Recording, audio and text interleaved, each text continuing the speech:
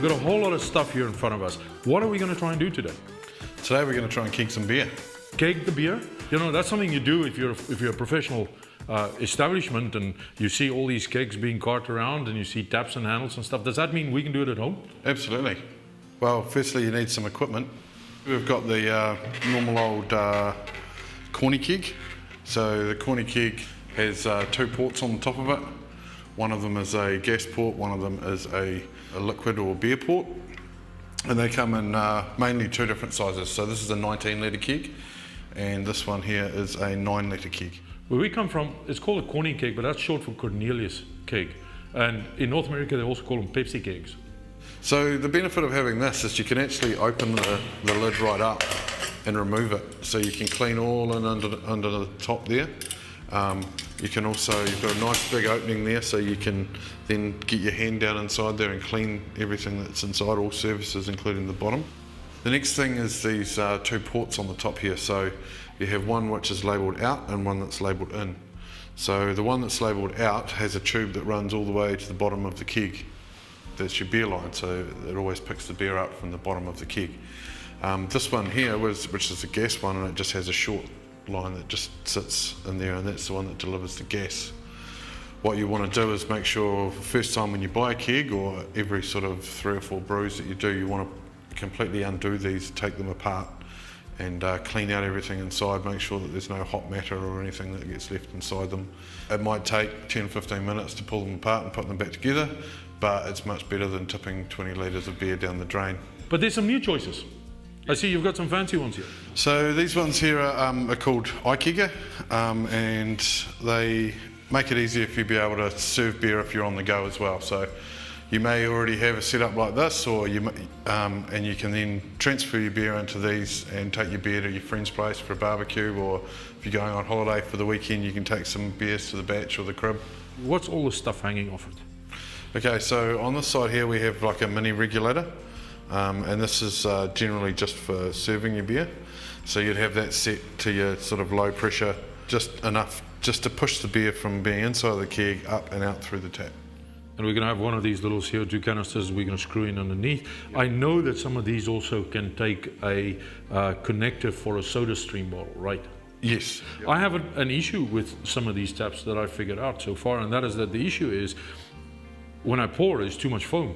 How do I solve that problem? Basically, when you pour a beer, you want to make sure that firstly you completely open the tap open, so it's a clear run for the beer to come out. If you try and sort of push back on it, it will foam. But the other thing is also making sure that your temperature and your pressure is right for pouring the beer. You get some fancy ones that also has a control flow tap on the actual tap, right? Yes, we don't have any of that here today, but I know we like to get them. This is just the bigger version, and it's got 3 notches. What are these 3? Just walk me through those. First one here is that's pressure relief. So one golden rule with CO2 is to always make sure that before you open any of your vessels that you've released all the pressure that's inside that keg. So to do that, you can just pull on that and that will let any air out of it. Secondly, then you've got, just like any other keg, you've got 2 ports. One is beer and one is gas. The top one is the beer or the product, and the one that's on this slight angle is the gas. It's got little notches on. That's how I know about the gas. It's got little notches on, the same in your corny. There's notches here on the side, so you know which one is the gas. Correct. Why keg and not bottle? Which one is better? Well, I think if you speak to any home brewer that's been home brewing for a wee while and bottling, they'll tell you that the worst part about making beer is bottling it, because there's a lot of process involved. Firstly, you have to make sure your bottles are very clean, and if you're doing 30 bottles, it takes a really long time.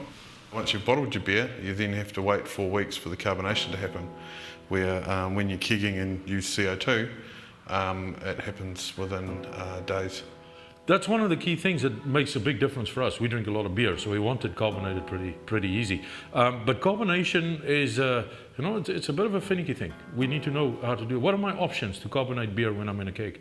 So firstly, you have your keg, and then you need some CO2. We have a CO2 bottle here, which you can use. and you can either hire them from a local gas supplier, or you can purchase a bottle and have it filled yourself.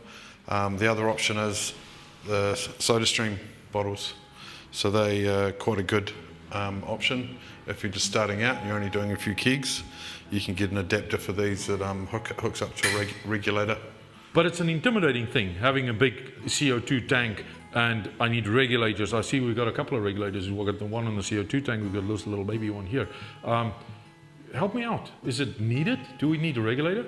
So you do need a regulator to make sure that the right amount of CO2 is coming out of the bottle or the source of the CO2 that you're coming from. And when you say right amount of CO2, because we're doing carbonation, we're doing dispensing, is that the same CO2?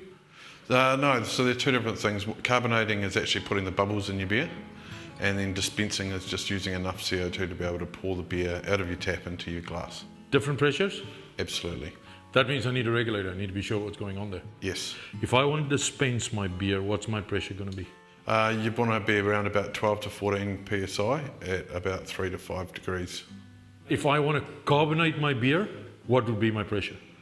So you can carbonate at that pressure as well. It takes a bit of time. You might be looking at sort of 4, 5, 6 days to carbonate, but you can sort of put your pressure up to about 20, 25 if you want to. There are methods that you can kind of shake your beer a little bit while it's carbonating as well, if you want to be serving the beer the next day, if you've got people coming over and you want to share it. Important therefore is we've got our kegs, we've got our CO2, we need to dispense it afterwards. What are my options? Because I see some fancy taps and things here. Okay, so obviously, you've got the iKegger here, which is, you can get these in all sorts of shapes and sizes, and they have different types of tapping equipment as well. So you've got a party tap there that you can use, or also you have the bar tap where you can have your CO2 here and your tap here and be able to dispense straight from there. The other option is if you're starting to get really serious at home, you can have a kegerator. So we've got a kegerator over here. This one's got 3 taps on it, and it's essentially just a fridge. So you can just fit 3 kegs inside of there, hook up the gas and the beer taps, and pour directly from taps. It'd be like having your own bar at home. The golden rule in any beer activity is making sure that everything's clean. keep it clean, exactly. So I've got some choices. I've got some gear that I know you put out for us. So first choice is we're going to have some good old plastic jug with boiling water, not hot water. Yeah. Always the best option is boiling water if you've got a good supply of boiling water.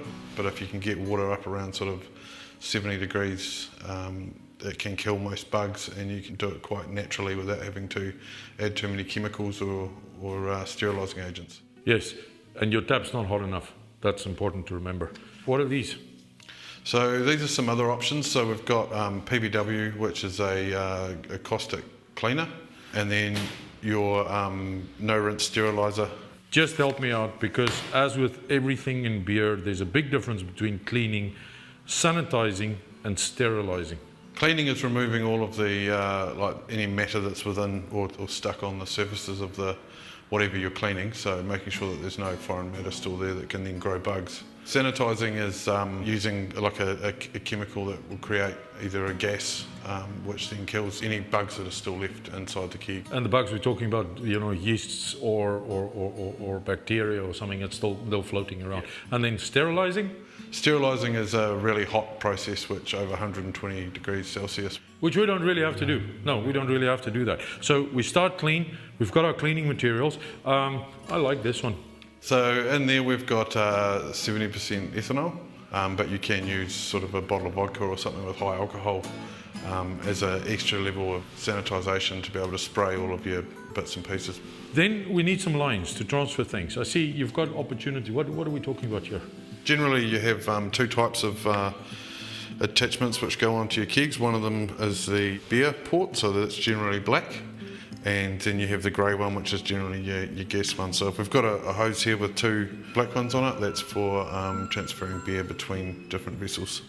Also we've got just a normal piece of silicone tubing, which then we'll use to transfer beer from our plastic fermenter into our keg. And the other thing as well, if you've done quite a bit of dry hopping, or you do a style like a New England IPA or something like that, where there's potential that there's still going to be quite a bit of hot matter, you don't want to end up with too much of that in your keg, because then you end up with a blockage. So you can put one of these filters on there which will filter it as you fill your keg. Nice. So that means our beer can stay nice and clear. So all of this stuff that's here, you guys don't sell any of these, even though it's got your names on it, right? No, we don't. So ingredients is our expertise, but it's not just using our ingredients. We want people to make sure that they can make the best beer possible with our product, and that includes how to treat the beer once they've finished making it. The good thing about the beer community is everybody has a plan, everybody has gear. And we love gear, make no mistake about that. But it costs a lot of money eventually to do that. You don't need all of this, do you?